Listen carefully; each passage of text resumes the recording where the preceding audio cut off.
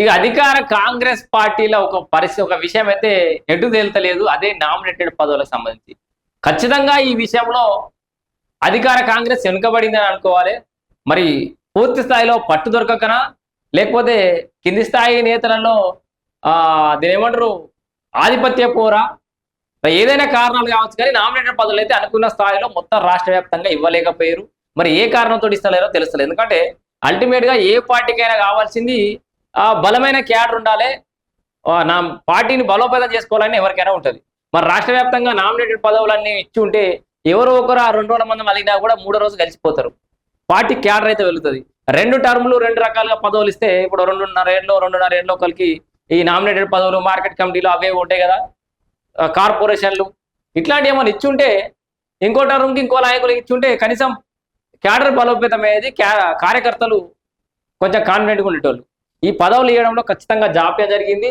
దాంతో ఒక్కొక్కరుగా అసంతృప్తిని అయితే వెళ్ళగలుగుతారు. పదవులు ఇస్తారా పొమ్మంటారా అంటున్నట కాంగ్రెస్ పార్టీల నాయకులంతా కూడా. నిన్న మొన్న ఆయన ఎవరు ఎంపీ అరవింద్ వాళ్ళ తమ్ముడు అన్న ఆయన కూడా నేను బయటకు పోతా అంటుండు.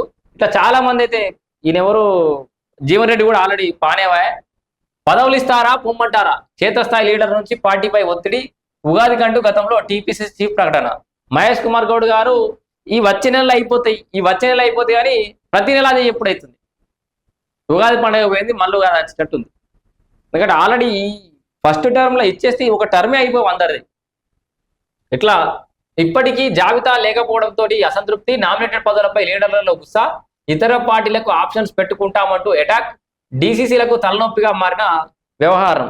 సో మరి సిద్దిపేట లాంటి ఏరియాలను అయితే ఇంకా ఇది వరకు దిక్కులేవు.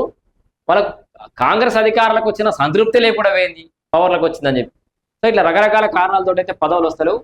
తమ సహనాన్ని పరీక్షిస్తున్నారంటూ క్షేత్రస్థాయిలో కాంగ్రెస్ లీడర్ల అగ్రనాయకత్వంపై ఫైర్ అవుతున్నారు. రాష్ట్రంలో అధికార పగ్గాలు చేపట్టి 2.5 ఏళ్లు గడుస్తున్న నామినేటెడ్ పదవులు కేటాయింపులో జాప్యంపై మండిపడుతున్నారు.